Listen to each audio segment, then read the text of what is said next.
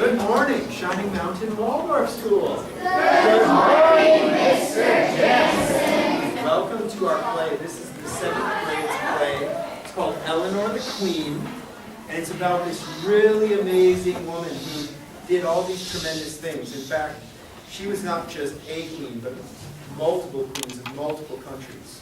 And you'll find out about that because our players are going to tell you the whole story.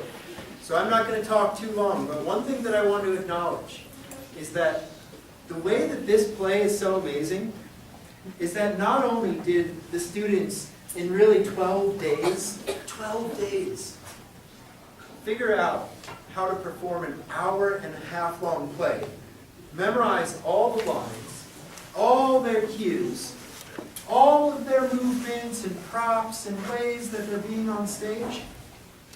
No, they didn't just do that. But they also took on learning how to do the lights and learning how to be directors of things. So in our play, we have all of the behind-the-scenes people. We have a props director, so for all the stuff you see, we had somebody organizing it. We had a costume director with several people who were responsible for getting all the costumes ready. We had an arts and music director who took care of those beautiful posters and all of the music that you'll hear during the play and the different artistic things that you'll see. We had staging directors, 2 people who put together how the play actually moves and flows. And by 7th grade, the students are very capable to take on all of those things. And by 7th grade, 1st graders and 3rd and 4th and 5th, you too will be old enough and smart enough and responsible enough to take on all of these tasks of your own. So with no further ado, I give you the 7th grade, meet Eleanor the Queen.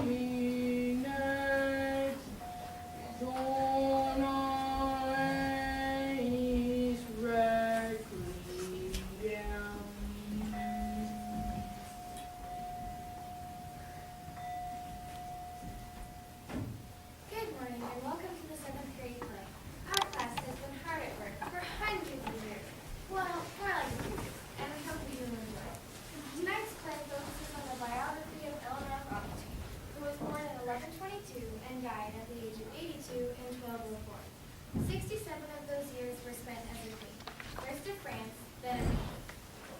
Here we have tried to reproduce the royal cloister from the 13th century Abbey of Fontevraud. We're now the first quartet of well-deserved statues. This one is said to be the likeness of Eleanor of Aquitaine. The pair facing are her 2 husbands. This is Louis. These seats are for the actors. 1137 when she was only 15 years of age. She divorced him in 1152. In that same year, she married this nobleman, Henry Plantagenet, later to be king of England. When Henry died in 1189, Eleanor was instrumental in crowning England's next king, Richard the Lionheart, the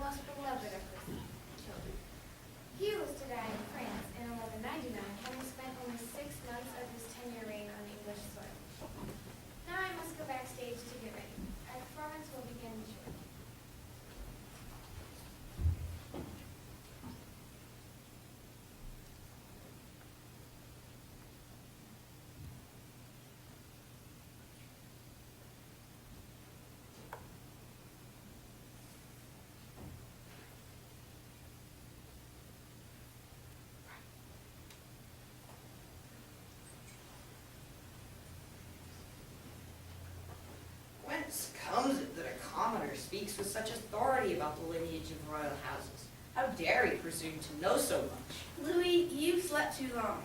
In this age, royals are but celebrities, and CEOs are the new nobility. Will he be so bold as to rewrite our official chronicles? She bore the crown of France not because I was her king, but because she was my queen. Oh, come now, my lily-livered Louis.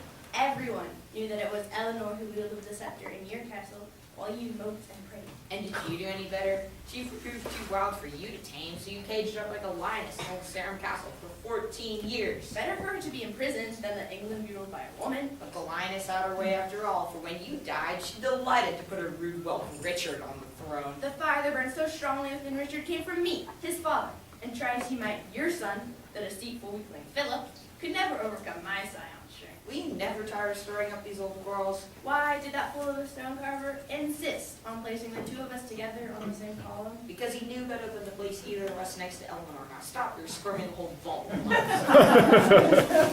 are you still sleeping? Lady, I'm yours, and yours to be, vowed to your service constantly. This is the oath of fealty. I pledge to you this long time past. Ah, yes, my lord, the words are noble indeed, but the judgment of this court of love is that you still lack some of the finer qualities needed to win the heart of a Mother, woman. the court of love has long since dissolved. Awaken. What? Oh, my Richard, must I awaken again? I'm so weary of hearing those two old kings battle eternally over who really owned which province, over whether it was lack of horses or surplus of men that lost the Second Crusade, over whether it is Anjou or Burgundy that bottles the better wine.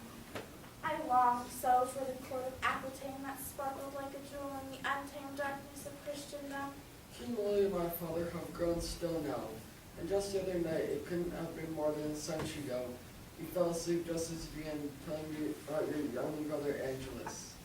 Brother Angela, was I talking about him? That dear friar, I'm certain I hastened him to death. God rest his soul. He wasn't the last man I hastened to death. You said something about a lesson in reckoning. Ah, yes, I can see it unfold before me now. Good brother Angelus, upright and soft-hearted, trying to be strict and consequential, facing a spoiled 13-year-old who always got her way.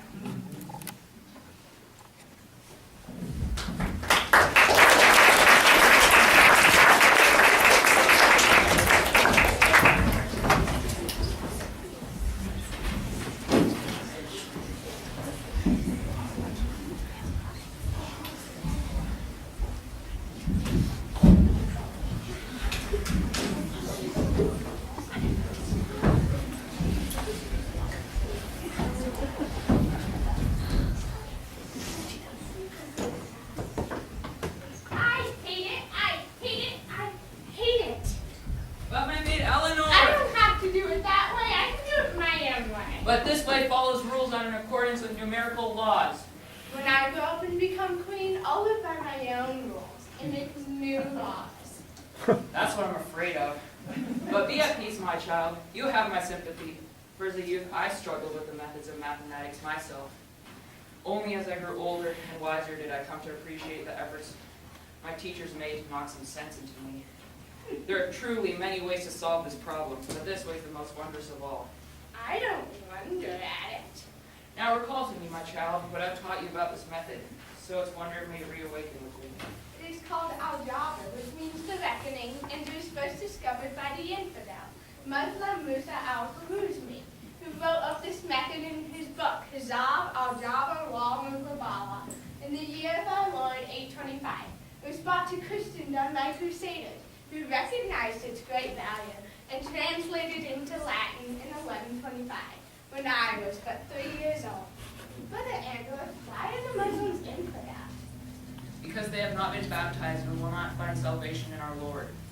That is why the blessed Crusaders, may they rest in peace, fought so valiantly against the Muslim rule in the Holy Land. But Muslims discovered algebra, and even you admit it is the best way of reckoning. Yes, but But if all good comes from our Lord in heaven, how can bad people discover such a good method? my maid Eleanor, even you must wait for some of the answers to your questions. Besides, such queries under the heading of Philosophia, specifically its subcategory Theologica, And presently we are in a lesson of Mathematica. With that in mind, please attend to the problem once more. 3x plus 3 equals 33. Move a 3 from the left side and Balance, my child, balance. move a 3 from the right.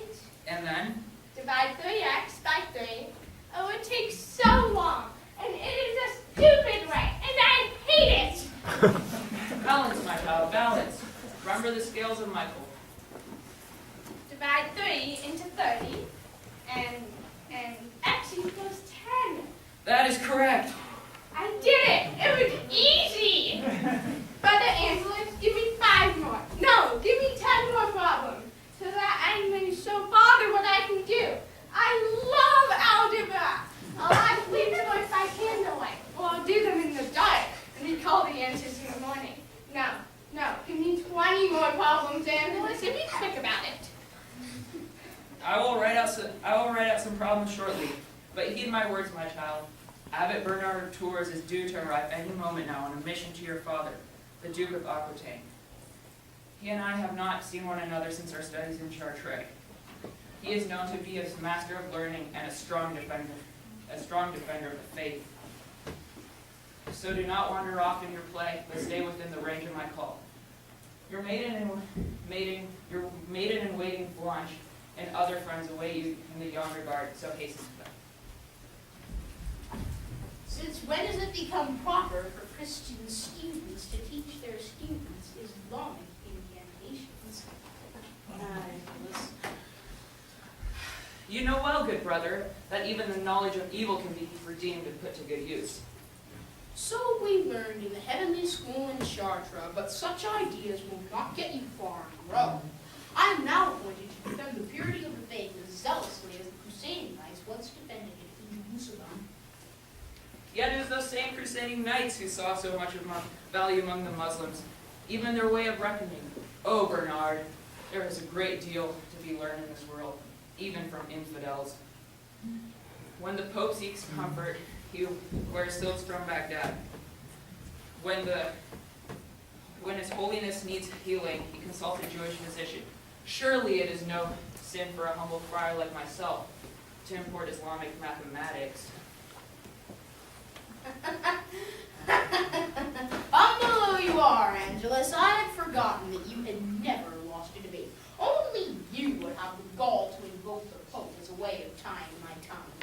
Well spoken. For the time being, you may continue with this questionable form of teaching, though within severe limits. But tell me, Angelus, which of the Duke's sons is studying these strange Saracen spells? I'll want to provide him with an extra dousing of holy water. The abbot knows well that the Duke of Aquitaine has no sons. Indeed, that is true. Then to who is this taught? The subject is actually taught to Yes, it is actually taught to whom? the maid Eleanor. To Eleanor? You are teaching algebra to a 13-year-old girl? This is becoming serious. Well, of course, the womanly arts of spinning, weaving, sewing, embroidering, cooking, cleaning, and reading, writing, rhetoric, philosophy, history, geometry. Stop! You just do not realize you're creating a monster? A canker on the fair body of womanhood? A woman, a noblewoman, who reads and writes and understands algebra? My good brother, there are perhaps 25 noblemen in all France who can write their own names. Who among them would want such an educated woman for his wife? I have not the training in such philosophical discourse to answer such a speculative question, but perhaps my maid Eleanor can do so. Come, my child.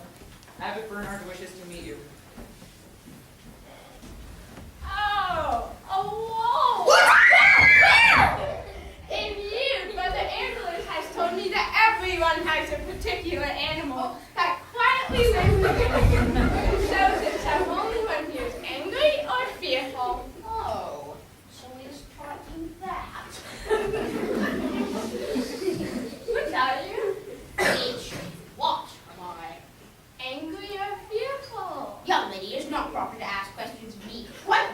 contrary. I am here to ask Not questions of that. exactly a wolf. I would say perhaps your animal is more like a hungry dog.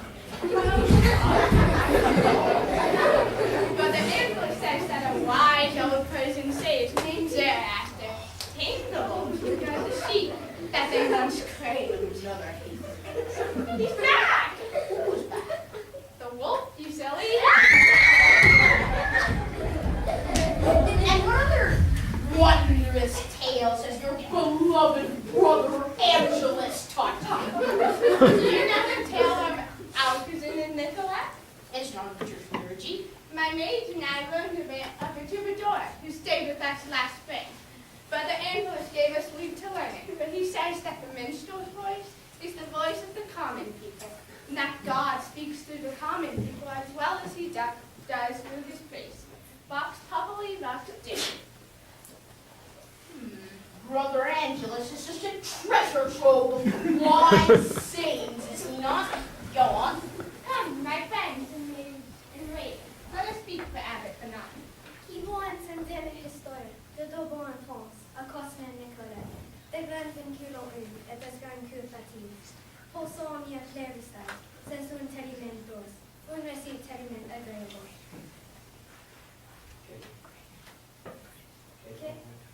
Que hon vivant, mais le plus malais, mais le plus triste. S'il inventa, guerre de Gaius Foot, elle est si belle cette histoire. Who would listen to the lay, olden time of heart so gay, just how two young lovers met, Alcazin and Nicolette, of the pains the lover bore, and the sorrows he outwore, but the goodness and the grace of his love, so fair of face. Sweet the song, the story sweet, there is no man hearkens it, no man living neath the sun, so outwearied, so fordone, sick and woeful, worn and sad, but is healed, but is glad, just so sweet. That is the introduction, and now the play is acted out by moments. Blanche, you shall be Nicolette, Brother Angelus shall be Alcazin. And you, Abbot Bernard, shall be Alcazin's father, who spends much of the play being angry. Now Alcazin was the only son of Count Baron du Buquet, who wished his heir to be a fine and brave knight. But when the Count would lead his spirited steed to his son, go on, good Abbot, pretend you are leading a horse. Alcazin refused to ride. He would refuse to fight. He would refuse to learn all the art of war. Angelus, please protest more fervently. And do you know why, Abbot Bernard? Alcazin was in love. Do you know with whom he was in love, Abbot Bernard? He loved Nicolette, a slave girl bought from the Saracens. Now while we speak of their love, Angelus will pine away in sorrow, and you will show how much you disapprove. Un casse-nette débutant, un jour yonville, une ne l'est pas très belle Nicolette, et son père est sa mère, son incolère. Où es-tu? Qui vont-tu faire? Nicolette est gentille, mais elle a été achetée, la Sarens de Carthage. Si tu veux te marier, prends un frère de bonne vie. Alcazin was a Buquet of a goodly castle there, but from Nicolette the fair, none might win his heart away, though his father many a day, and his mother said him nay. Ah, fond child, what wouldest thou? Nicolette is glad now, was from Carthage cast away, chasing soldier on her day. Wouldest thou win a lady fair, choose a maid of high degree, such an one is meet for thee. But stop! Abbot Bernard, have you never asked it before? You are terrible. Well, tonight you shall be my father's guest, and you shall see for yourself the feats of troubadours, jugglers, and thespians who are welcome to our court. Watch their performance closely, and perhaps you'll learn to look less like a block of wood.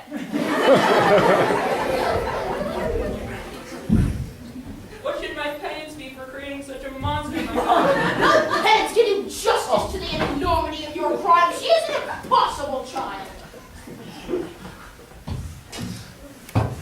I had my fears that on your own you would not be able to rein in Ophelia as spirited as Eleanor, so I have brought you some help.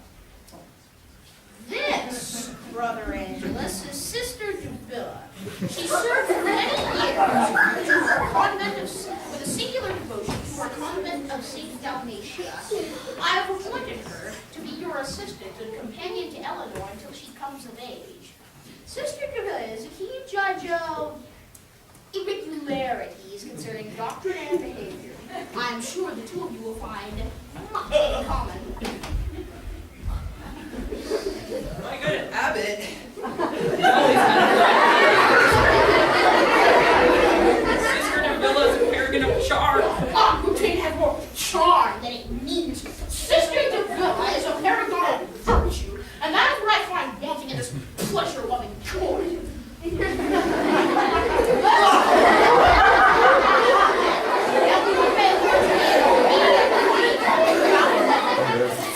that, may God save the man who wins a prize such as Eleanor.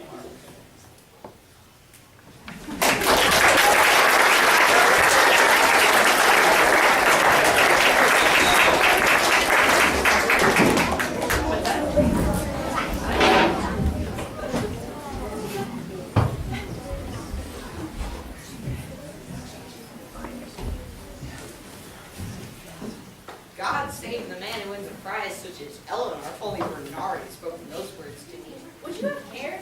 Your father, the dying king, was concerned only about his domain to Aquitaine and adding its wealth to the holdings of France. Eleanor came along as part of the inventory, like a graceful throne or an artful tapestry. Eleanor certainly didn't see it that way. God save the man indeed.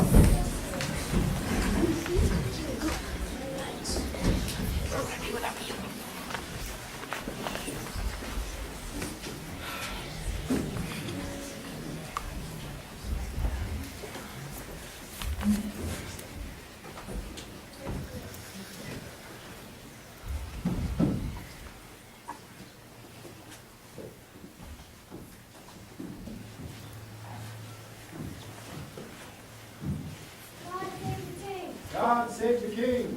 God save the king. God save the king! All hail his majesty, King Louis of France and Aquitaine.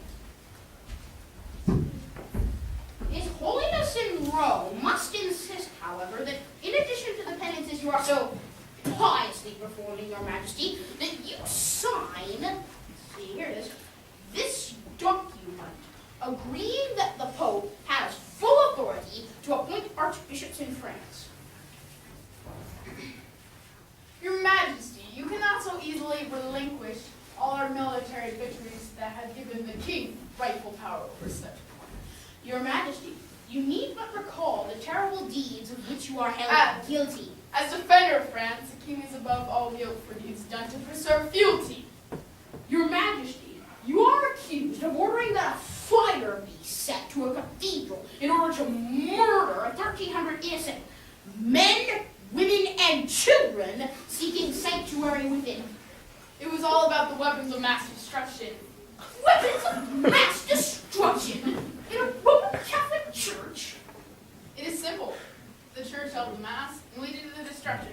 But no matter. His Majesty insists that that the fire that consumed them spread there accidentally. And His Holiness of Rome calls it murder. Sign here, Your Majesty, and be forgiven. If you sign it, Your Majesty, France will be ruled by a flock of scheming cardinals. How dare you call the princes of the church schemers? Better that they rule than a litter of hoggish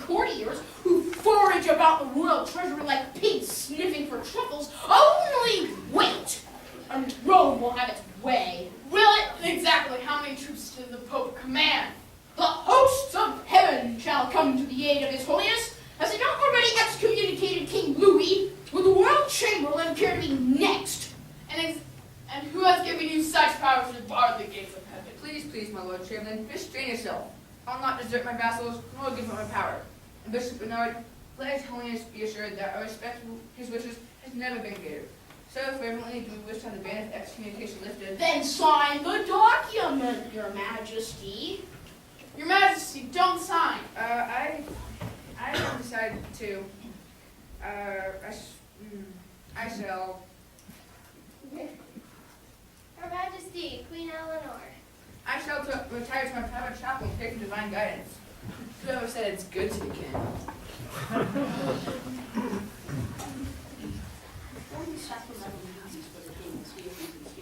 Divine guidance.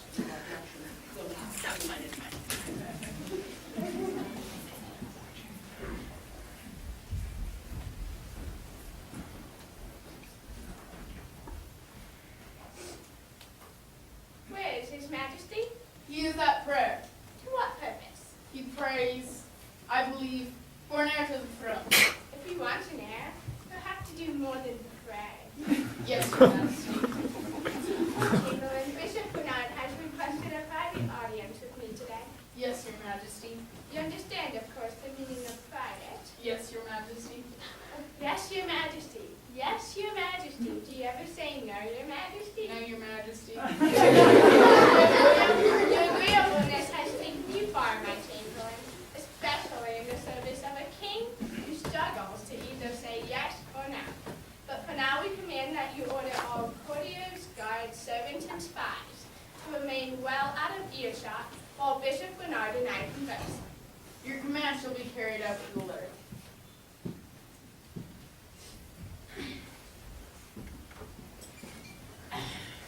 All courtiers, guards, servants, and spies will be well out of earshot. Her Majesty never mentioned me. Please be seated, dear Bishop. It has been 8 years since you and I last saw one another. If only Brother Angelus could be with us again as well. God bless his soul. Angelus has taken little worldly interest since I sent him away to that distant monastery on the slopes of Mont Chamonix. But he must hear of his former student now and then and look back on her with pride and joy, for she's now a queen, known throughout all Europe for her beauty, grace, her skills in statecraft, her surpassing wisdom. What do you want of me, Bernard?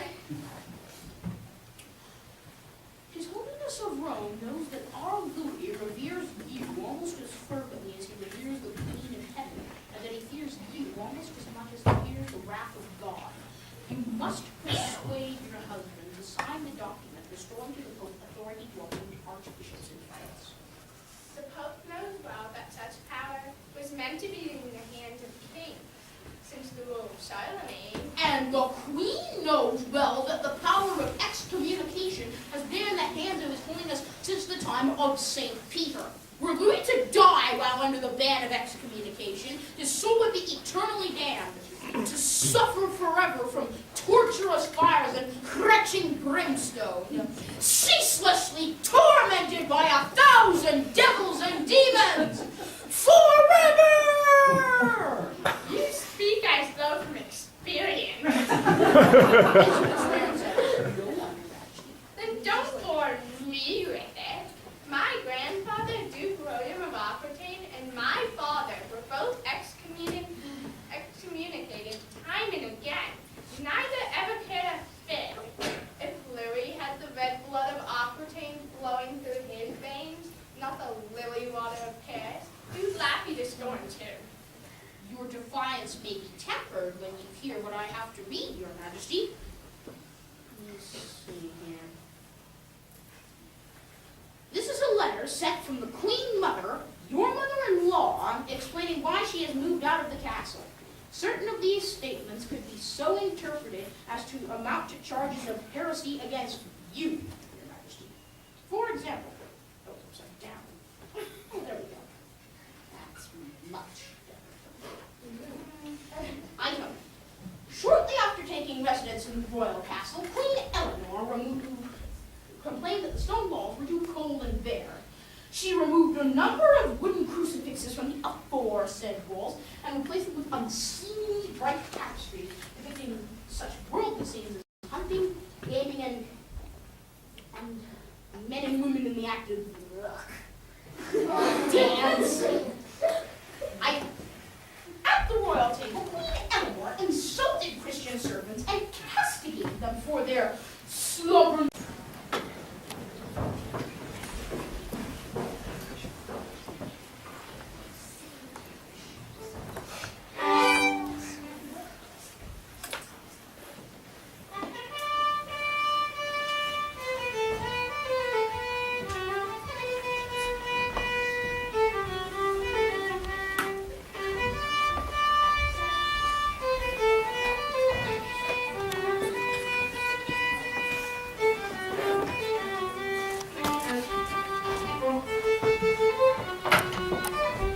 Settle down, little sister. I've never known you to be so excited. But don't you understand why, Joanna? The Mother of the Queen insists that the court of love cannot be complete until she has introduced an entirely new kind of dance, one which men take women as their partners. Partners? Men and women dancing together? When Archbishop Bernard was told that our mother had danced like that in Constantinople, he said that she would give birth to devil's brood. Then you and I are the devil's children, for we are her daughters. I'm sure he only meant for our brothers. But Matilda, don't you fear that this court of love is going too far? First we are forced to wash our hands before we dine, and not to sit down until the ladies have done so first, for the noblemen. And then we have to learn how to eat with those strange silver forks and spoons, and before we had been content to simply use a knife. And then, chivalry is what Mother calls it. She says it makes the castle and its court so much more joyful than the castles in Paris or London, where Darrell, Louis, and Chorus Henry rule the Bruce. Hush, Matilda. The lords and ladies are gathering, and the dance master appears. Oh, I will die if anyone chooses me to be his partner, and I will perish if I am not chosen.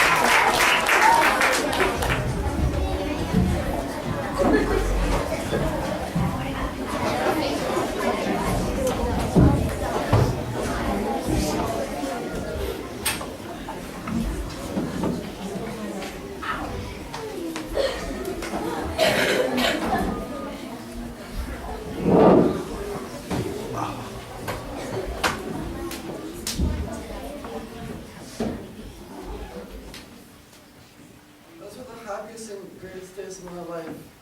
Mother, your court of love civilized those wild and foolhardy lads, brought them to the divine radiance that lives in every woman.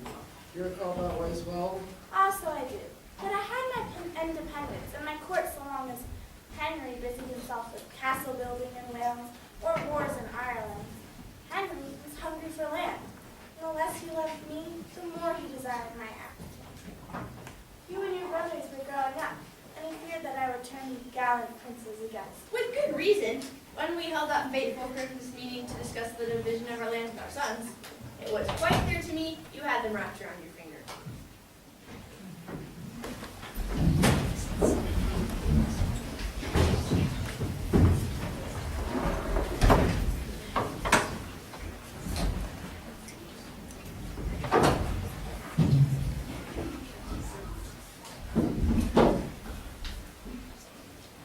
Their Excellencies, the Princes, Henry, Geoffrey, and Richard, Her Royal Highness, Queen Eleanor, His Royal Majesty, Henry II, King of England, His Excellency, Prince John.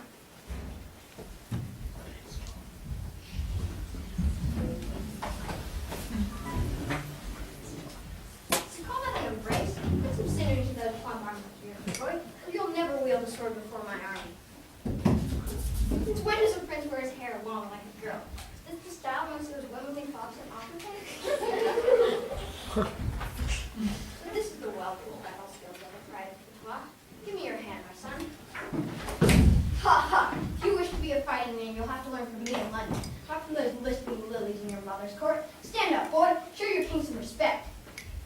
Henry, you are as rude as ever. How dare you treat these princes as though they were still your little children?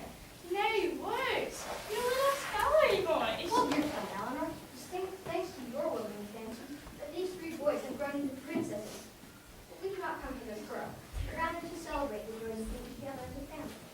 Within the next few years, you three boys will grow into your inheritances.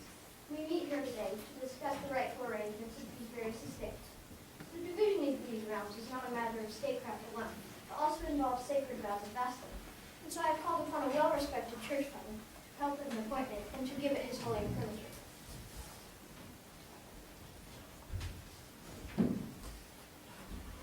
You again? Oh, no, Henry, I thought you were becoming pious in your old age. But your choice of a holy father shows that you are as crafty and ruthless as ever. Although you three are my eldest sons, I'm concerned to protect the rights of your youngest brother John, who is presently but 4 years of age. Little brat. Cardinal Bernard has suggested that my domain of England could easily spare Ireland. This is a province that has caused us endless trouble, thanks to the absurdly independent spirit of its crazed and wild inhabitants. And so I've ceded Ireland to little John, and for France. Whenever you are rich in land, we will let you remain so. But when we turn to what stands upon the land, John is to have the castles of Runes, Wavius, and Chalons from your province. Father, I protest! Still, Joffrey, you shall seek your little brother the strongholds of Merville, Lockheed, Crosseralt, and Leicester. But father, Be still. Richard, you shall relinquish to the castle of... I shall relinquish nothing. We were summoned here today to meet about the possible division of certain women. We were presented with a fate upon belief. If this plan were carried out, us three older princes would be at the mercy of John, who would control every single strategic fortress in France. You seem very knowledgeable concerning France's fortifications. Has your mother been preparing you to seize them yourself? Don't say a word about our mother the queen! Talk that way to me and I'll cut your tongue out.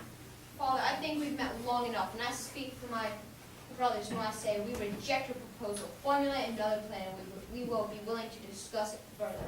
Whence comes this arrogance? My plan is law of the land, not a whim to be rejected by 3 girls in princess garb. Just try to take her castles, Rose, and you'll realize that these 3 girls can do more than just scratch and pull hair. Good day, Your Majesty.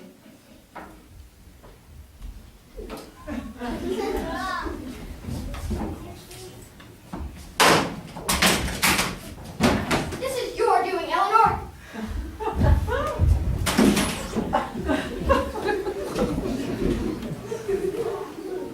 Do you think these royals would be throwing things around so much if they had to clean up their own? Sooner or late, war will come of this quarrel. I love war. It will temper the steel of my victory and mature his irresolute older brothers. And sooner or late, some excommunications will come of this world too. We all know how much you love excommunications. Eleanor, my child, you are now 49 years old. Do you not feel yourself as too old to be forever stirring cold conflict?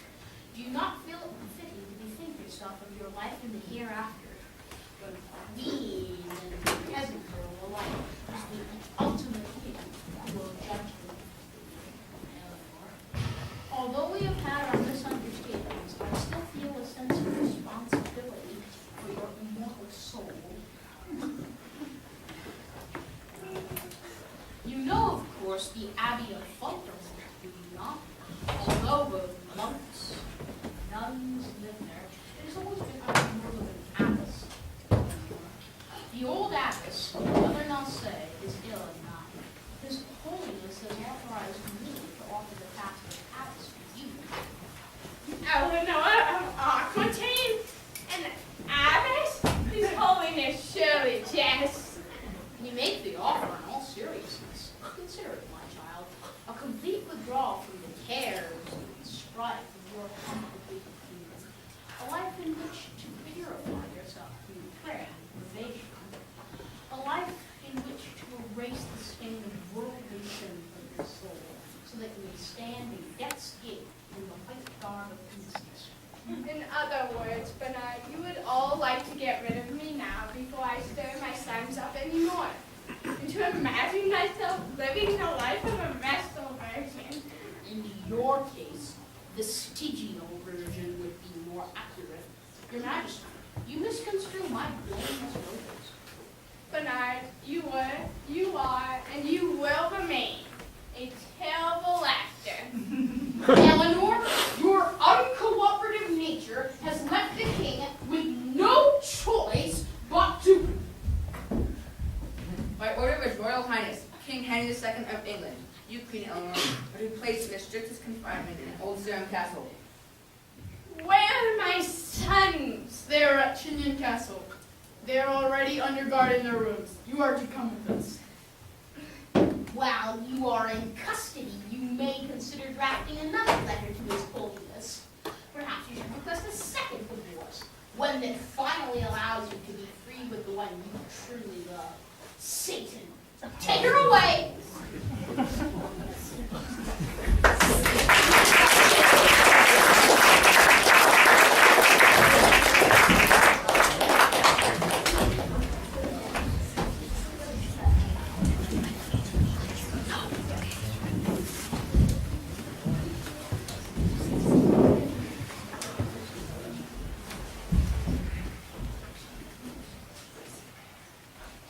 I was to be Henry's prisoner for 15 years.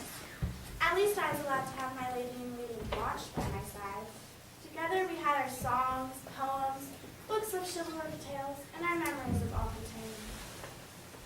It was during those years that Blanche grew more serious and would often read to me from the Bible. Eventually she chose to take her vows in a fraternal and become a nun.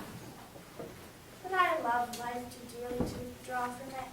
No, my confinements only made my long for life more strong. Until I believed it would be the power that would burst the castle walls asunder and carry me back to Aquitaine. I waited. I waited for my sons to grow old enough to overthrow their father and set me free. But most of all, I waited for Richard.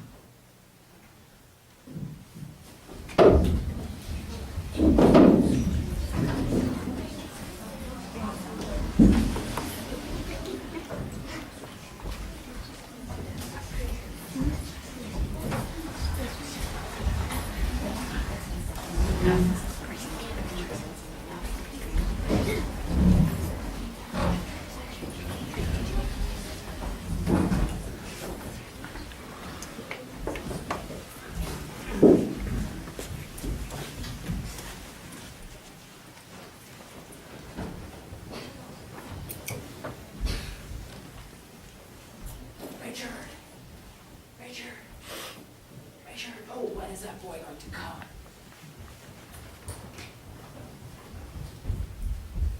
Sorry to wait, Brother English. John was trying to follow me.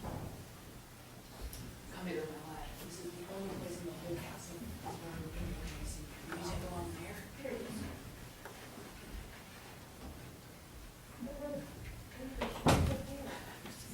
You look pale too, my lad. If you're allowed to take a constitutional 1/4 hour a day.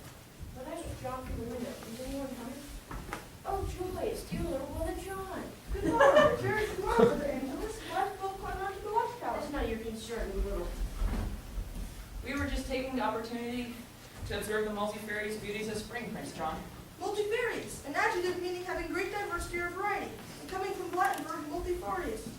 Very good, my boy. You see what a bright lad he is, Richard? It's not fair the rest of you to insist that he's stupid. Why do you hold that mirror in your hand, Brother Angelus? Mirror?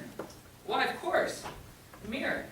You see, your brother Richard and I have lately become very interested in studying about reflection, light, and such things. That is why I'm holding this mirror in my hand.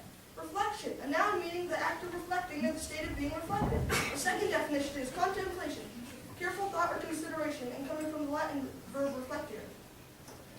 Very good, my boy. Smart lad indeed.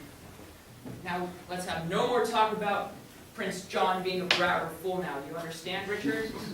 Well, Prince John, as much as we appreciate your stopping to chat with us, we know you must be on your place to somewhere important. We do not wish to delay you in reaching your destination. Destination, a noun meaning the point or place set for a journey's end, and coming from the Latin verb desti. But Brother Angelus, I don't have a destination. I'm just waiting for our next lesson. Do you hear that, Richard? John's a shining example for the rest of you. How dare you call him a mole, a weasel, other names I don't even wish to repeat. Eleanor was with us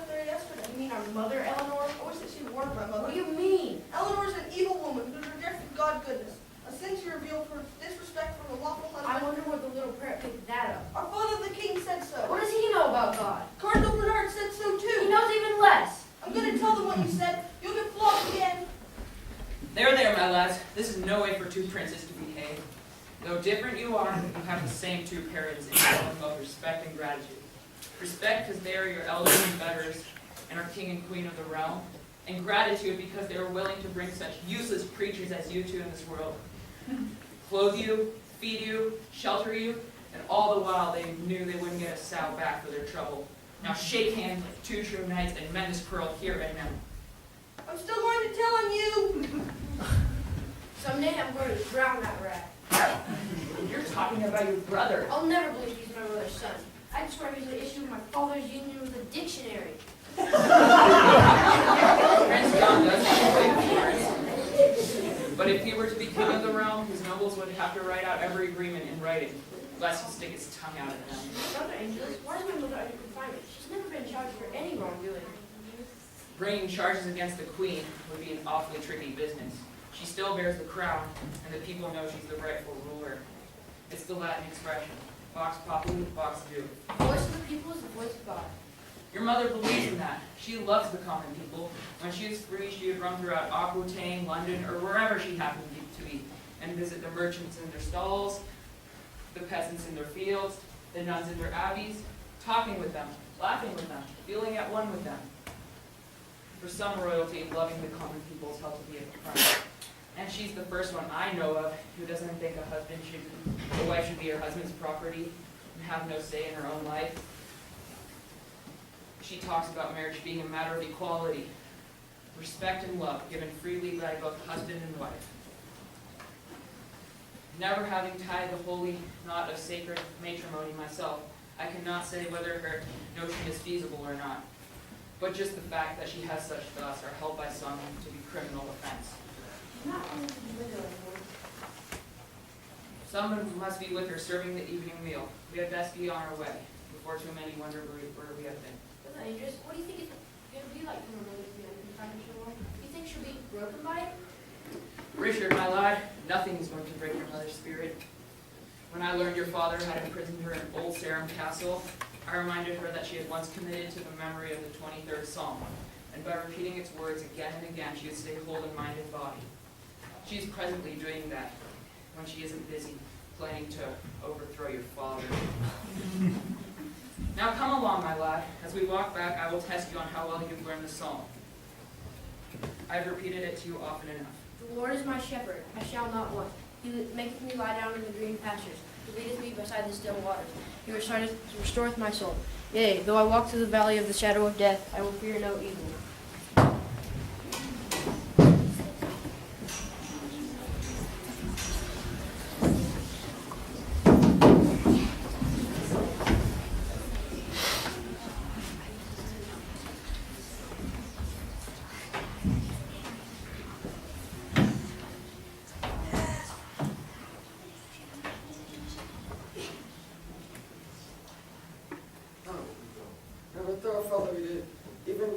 John joined in.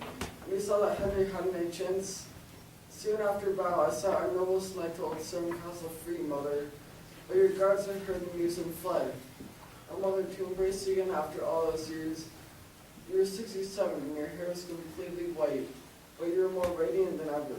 Now it's up to us to undo all my father's wrongs. Hold on a minute. Stop right there. Wrongs? How dare you? You're leaving out everything that made me one of England's greatest kings. For example, it was I who single-handedly created the English legal system. Henry. It was I who introduced the notion by a trial of a jury of one's peers. Henry. I insisted that records of trials be kept. Without me, there would be no such thing as precedent. Henry. Why, without me, there would be no lawyer. Henry. All right. No, everything I began was up to the best. Your coronation in London was the grandest ever. You were the third king I had seen put on the throne. And though you sat with 6 months on the throne, it was time to prepare for yet another crusade. The third crusade, my blood still races through my veins, and I think those 3 years of traffic tribulation. I learned well from the failures of the second crusade. I knew the greatest Sultan Sultan was a force to reckon with. Slowly but exultantly, we marched south along the coast, laying siege to Muslim cities and achieving one victory after another. Yet those conquests were but stepping stones. I had only one goal, Jerusalem. There were some who said we could never win that city back unless we marched with woods and a true cross. The very moment that Solomon had wrestled from that army of hothead Count Renaud, when he routed his army, it was after I overcame the city of Acre. I saw my chance. I nearly took 3,000 Muslim captives and offered them back to Solomon for thousands of dinars in the word of the true cross.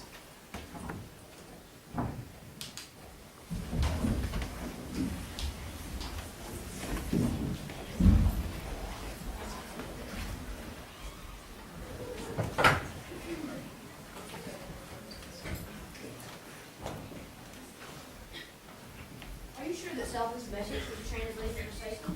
I will read it again, Your Majesty. Jerusalem is ours as much as yours, and it is even more sacred to us than it is to you. For it is the place where the prophet accomplished his nocturnal journey, and the place where a community will gather on the day of judgment. God will not allow you to remove a single stone as long as the war lasts. And where is the wood on which our Lord was crucified upon? On that point, settlements, as the cross, its position with a good card in our hand, and it cannot be surrendered except in exchange for something of outstanding benefit in all of Islam. Let us waste no more time here, David. Let our men get whatever food and water they will need for the next stage of our march. And command that we leave hands out by dawn. Yes, Your Majesty. And how many men should remain guard the hostage? We cannot spare any soldiers, and there will be no hostages to guard. Sire, I do not understand. There is nearly 3,000. Gilway, I want them all dead by tomorrow. Your Majesty, you are going to kill nearly 3,000 men, women, and children. Thank you, Gilway, but I know how many there are. I count 2,640 infidels. Count 2,640 infidels. By tomorrow, I want them all dead. Shall be done, Your Majesty. Next week, Jerusalem.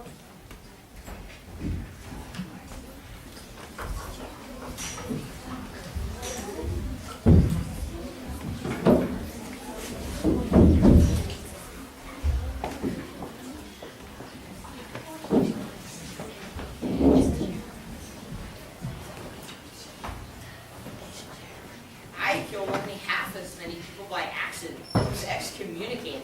Richard's bloodbath made him a defender of the faith. Choosing the right victim is the difference between murder and heroism, Emily.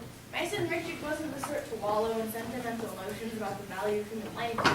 Not when he had a crusade on his hands and Jerusalem to conquer. When you're my boy, you're a Plantagenet from your first Stationville to the last place you slept. Well, Henry, it's good to see you take some pride in our son, Richard, even if it is 800 years too late. Yes, Father, I took pride in that slaughter as well. It set such fear in the hearts of the Muslim troops. But soon word got to me, while Louis' son Philip was attacking my lands in Normandy, my dear brother John was defying mother and stealing my castles in England.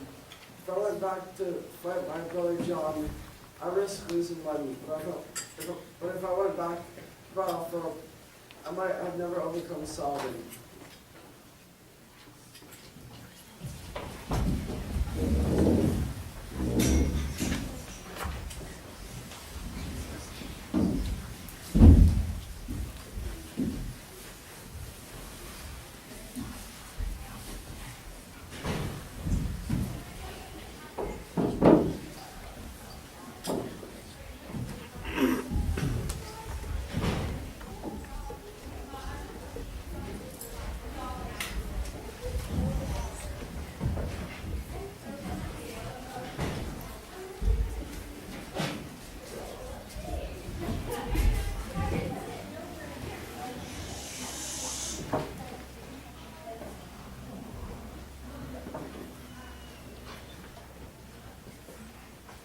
Who's that singing?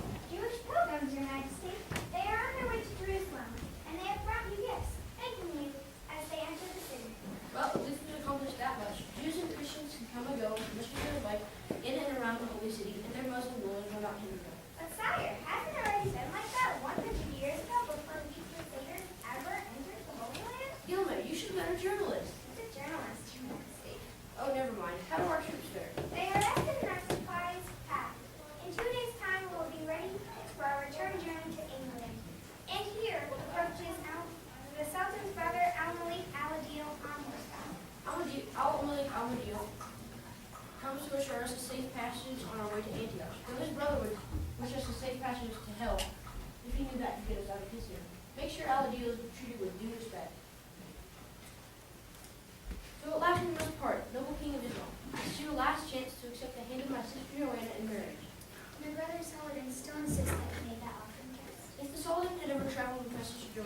for several months. You didn't realize I made that offer to Ernest. But I will leave, my good friend and fearless brother. You must send some servants to your camp later this day to pick up the presents I have left for you, your brother, and your family. We will be sending gifts along with you as well. Your Majesty's love of spirited steeds is well known to the soldier, and a dozen of his Arabian stallions will accompany him. My brother Solomon asked me to deliver this to you, so that you in return may deliver it to Eleanor the Queen. You have to help me with your title. It is the famous house of Oliver, Walmerkabah, and I, Musa al-Khwarizmi. It is one of the 3 original manuscripts that appear in Solomon's Algebra, algebra. My dear brother Angels had a much better time teaching that to my mother than to me. Perhaps you could give me a lesson. It would be my honor, King Richard. May I use your sword to write this in? So let me see. The number of hostages whom you captured in Acre. That was how many? 2,640. Give or take a few in the joke. We're rounded off. On the left side, we are at 2,600. And on the right side, we're at how many remained when you left? Well, you know that none remained. All were killed. Ah, yes. So we draw this zero.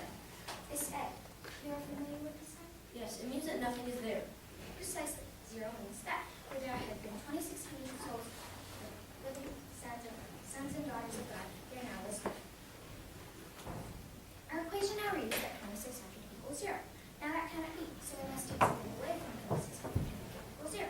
So we say that 2,600 living hostages in the blink of an eye, by the wrath of King Richard the Lionheart, were subtracted from the ranks of the living and turned into 2,600 zeros. And as all Khwarizmi teaches us, now there is 1 zero, 10 zeros for 2,600 zeros, all that we have is zero. In mathematical notation, this reads very simple. 2,600 minus 2,600 equals zero. Algebra is wonderful. No cries for mercy, no blood, no corpse, only tears.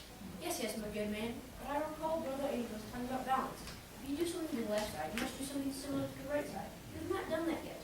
You're an observant student. Yes, we should be subtracting 2,600 from the right side. For as well is true, this equation is truly unbalanced. So let me see.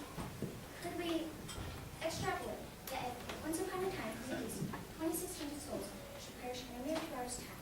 It stands to reason that one day in the West there will be a reckoning, and our equation will be balanced. What do you mean? Forgive me if I offend you with my advanced humor. For I've been told for on your Christian churches there sits an image of God on the day of judgment. That is so. And by his side stands the human like it, with his skills, making a reckoning to those who must ascend to heaven and those who must descend to hell. Yes. I say to you, Almighty King, these stone carvings show to us that God does algebra.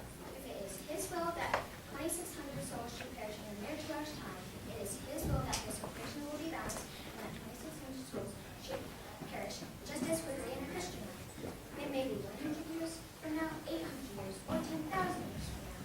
All measures of time are merely moments to God, but the scales will be balanced and the equation will be set. Are you implying that? Beg your pardon, Your Majesty, but the supply wagons are packed and the commanders ask that you inspect their work soon so that all may be ready for tomorrow's departure. Thank you. I must leave you now. Thank you for the lesson in reckoning, but I may not pretend to fathom completely. Let us embrace, my good friend and fearless foe. Next time we meet, our swords will be raised and we fight to the death for Jerusalem.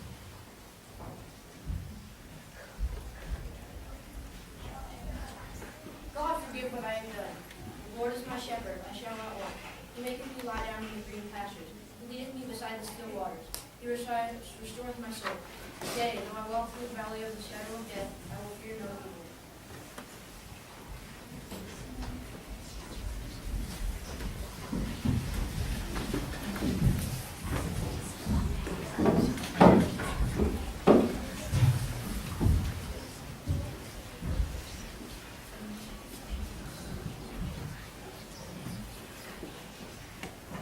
So I traveled back to my beleaguered kingdom, only to be captured by Duke Leopold of Austria, whom I insulted during the Battle of Acre. Well, I traveled all over England, Normandy, and Aquitaine, collecting the king's ransom that Leopold demanded. I understand, Louis, that your son Philip was said to have offered an even greater sum if Leopold would put Richard to death. My son King Philip and your son Prince John had discovered that they got along well, and shared a common hatred for Richard. But Richard never returned to claim his lands and stir up trouble. France and England would probably be one big happy nation today. But return he did, and tossed John off Richard's rightful throne, and to wage ceaseless war against Philip's depredations. My heart swelled with pride as victory followed victory. In one battle, Richard nearly caught fleeing Philip with his bare hands. And then, a breathless messenger found me in Normandy. And to the battlefield I rushed, in a chalice where Richard lay wounded.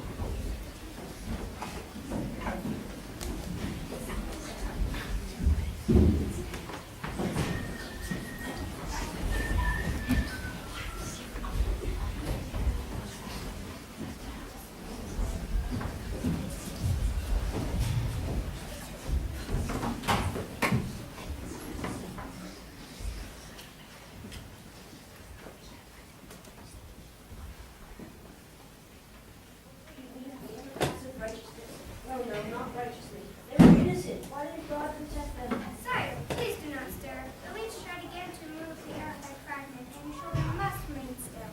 Yea, go up, dwell in the shadow of death. I will fear no evil. But I have done evil, and there will be a reckoning.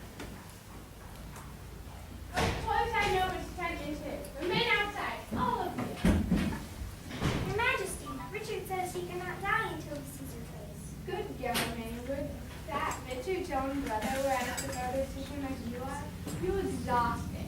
Go lie down in your tent, fellow. You will collapse.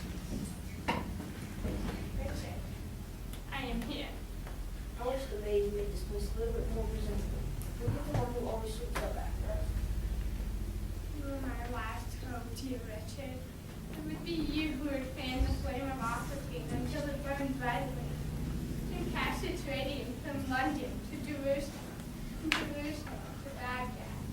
I imagined a land where Franks and Saracens, Christians and Jews would all come to know that each saw the world through but one view of stained glass. They would be blinded if they tried to gaze at the lighted stars. The peacekeeping efforts are longer than we imagined. It would be simply fatal. You are too young to have failed at anything. I will see to it that your life becomes a legend. You will be hailed as England's heroic king, and people will forget that you spent only 6 months of your 10-year reign on English soil, and that you spoke nothing but French. What you have done and what you haven't done counts a little, but you will long be revered for what you might have done. Richard? Richard? May God protect his soul. It is too soon. It is too soon. Oh God, no! You're lost!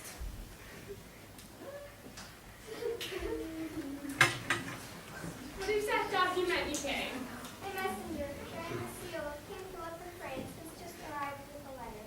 Philip is willing to make peace if you cede to him the eastern half of Normandy, the Vexin, and the northwest corner of Aquitaine.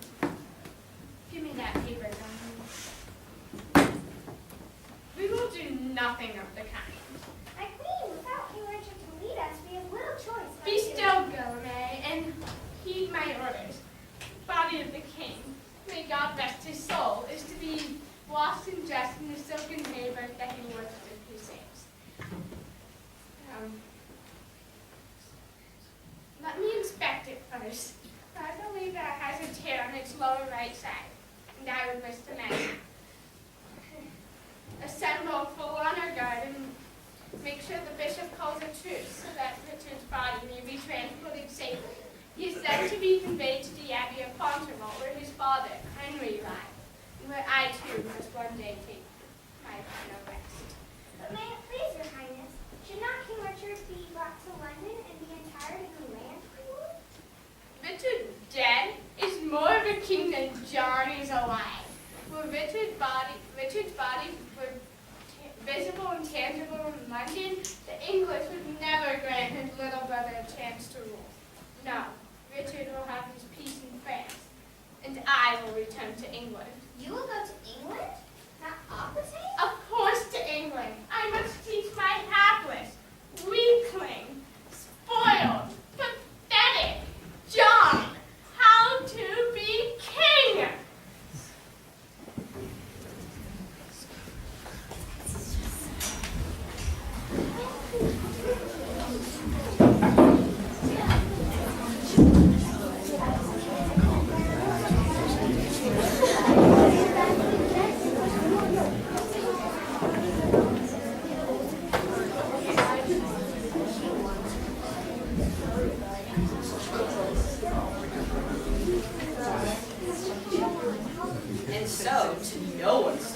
Henry's darling John proceeded to lose every battle he fought with my clever son Philip, until the English king lost all his holdings in France. A most wonderful consummation that holds true to this day. Indeed, and a good thing it was. Rather than wasting his time trying to rule the unruly French, John was now free to focus his efforts on the British Isles, to strengthen the English tongue, to forge his brave and proud people into a nation Of shopkeepers. And if it weren't enough, they squandered most of his land between John and signed the Magna Carta and handed over his royal powers to minor nobles, clergymen, and when it was all said and done, even to commoners. Hush! All that is history, and as Richard learned, we need wait only long enough, and there will be balance. The end and the beginning shall be as one. Listen, the bells sound for morning prayer. Louis, Henry, Richard, let us rest in peace for now. Who knows when we'll be summoned upon next?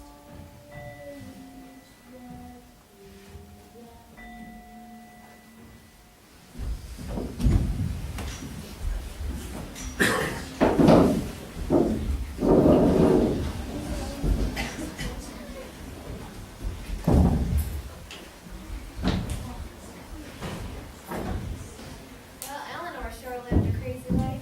We hope that you've enjoyed our performance. And also, we have another performance tonight at 6. Hope to see you there.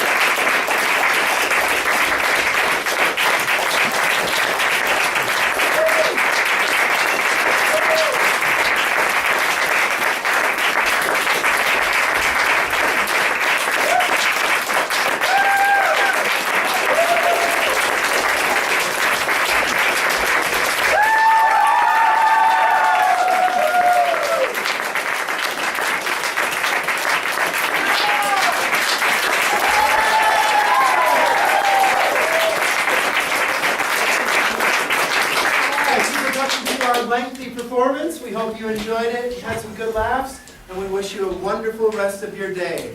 Thank you for coming.